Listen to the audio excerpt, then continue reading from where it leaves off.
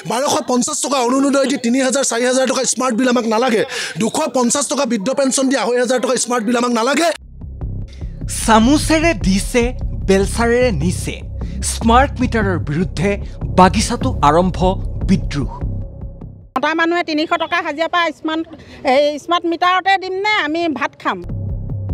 চাহ শ্ৰমিকৰ মজুৰি বৃদ্ধি নহল মাটিৰ পট্টা নহল জনজাতিকৰণো নহল কিন্তু প্ৰৱৰ্তন হল স্মাৰ্ট মিটাৰ ব্যৱস্থা কিন্তু দিনক দিন দেখা পালে মজুৰি বৃদ্ধি নহল জনজাতিকৰণো নহল আজিলৈকে মাটিৰ পট্টাও নহল আমাৰ মুখ্য দাবী চাহজন ছাত্ৰসন্থাৰ য'ত 250 টকা দৰমহা পায় পাৰ ডে 24টা দিন কাম কৰি কিনি 4-5 হাজাৰ টকা মাহেকত পায় আৰু তাত স্মাৰ্ট মিটাৰ দৰে যিটো ব্যৱস্থা গ্ৰহণ কৰিছে বিদ্যুৎ বিভাগৰ দ্বাৰা সেই মিটাৰ দ্বাৰা এটা পৰিয়ালত মাহেকত প্ৰায় 2000-3000 বিল আহিছে দাবী একেটাই ৰাজ্যজুৰি অব্যাহত প্ৰতিবাদ স্মাৰ্ট মিটাৰৰ ৰিচাৰ্জে ঘুটে ঘুটে পানী খুৱাইছে হাজাৰ হাজাৰ দৰিদ্ৰ শ্ৰেণীৰ উপভোক্তাক এমাহ নেযা কি জানো ৰিচাৰ্জ সিস্টেম উলিয়াইছে ৰিচাৰ্জ সিস্টেম এতিয়া দেখোন এমাহ নগলে ৰিচাৰ্জ নাইকিয়া হয় স্মাৰ্ট মিটাৰটো আমি কিন্তু 250 টকা হাজিৰাত আমি এইখিনি বিলখিনি আমি পূৰণ কৰিব নোৱাৰিম গতিকে চৰকাৰক আমাৰ এটাই দাবী আছে যে স্মাৰ্ট মিটাৰখন লৈ আনক আৰু আগত যিখিনি আমাৰ ডিজিটেল মিটাৰ দিয়া আছিল এই ডিজিটেল মিটাৰটো দিয়া আজি কুপতি চৰকাৰে পূৰণ নকৰিলে চাহ শ্ৰমিকক দিয়া মজুৰি বৃদ্ধিৰ প্ৰতিশ্ৰুতি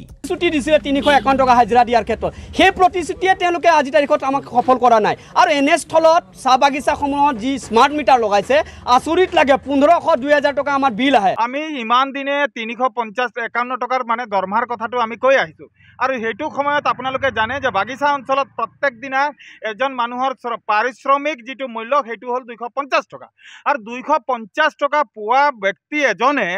1500 টকা 2000 টকা মাহত স্মাৰ্ট মিটাৰৰ নামত বিল দিব এইটো কেতিয়াও সহ্য কৰিবৰ মানে বাহিৰত হৈ যাব প্ৰশ্ন ডক্টৰ হিমন্ত বিশ্ব শৰ্মালৈ নিমাতী কন্যাক্ষেত্ৰ নন্দিতা গাৰ্লুছাৰ পৰিৱৰ্তে মুখ্যমন্ত্ৰীয়ে কিয় নলয় শক্তি বিভাগৰ দায়িত্ব মুখ্যমন্ত্ৰী ডাঙৰীয়া আপুনি দেখুৱাই আপুনি সৰ্বকালৰ শ্ৰেষ্ঠ মন্ত্ৰী বুলি কয় আপুনি বিদ্যুৎ বিভাগটো নিজৰ অধীনত কিয় নানে এইদৰে ৰাজ্যৰ প্ৰান্তে প্ৰান্তে স্মাৰ্ট মিটাৰ শক্তি বিভাগৰ বিৰুদ্ধে অব্যাহত আছে ধাৰাবাহিক প্ৰতিবাদ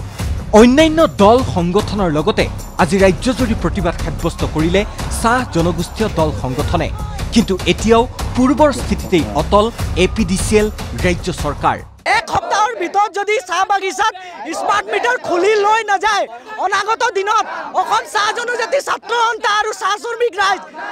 জংগী আন্দোলন কৰিবলৈ বাধ্য হ'ব এই কথা স্পষ্টকৈ কৈ দিব বিচাৰিছোঁ তেওঁলোকে যদি দাদাগিৰি কৰি যদি স্মাৰ্ট মিটাৰ চাহ বাগিচা বা গাঁও অঞ্চলত লগাব বিচাৰে তেন্তে এই স্মাৰ্ট মিটাৰ আমি দলিয়াই পেলাম উঠাই পেলাই স্মাৰ্ট মিটাৰ লগোৱাৰ আগত আপোনালোকে স্মাৰ্ট মিটাৰটোক আৰু অধিক স্মাৰ্ট কৰক এনফালে অত্যাৱশ্যক সামগ্ৰী কুঙা কৰিছিলে আৰু এফালে স্মাৰ্ট মিটাৰৰ নামত তেওঁলোকে অৰ্থ সংগ্ৰহ কৰি আছে গতিকে আমি ধিক্কাৰ জনাইছোঁ গৰিহণা জনাইছোঁ নন্দিতা গাৰ্লুছা বাইদেউ তেখেত পদত্যাগ কৰিব লাগে অতি শীঘ্ৰে কাৰণ এই বিভাগটোত তেওঁ মন্ত্ৰী পদৰ যোগ্য নহয় ব্যুৰ' ৰিপৰ্ট ND24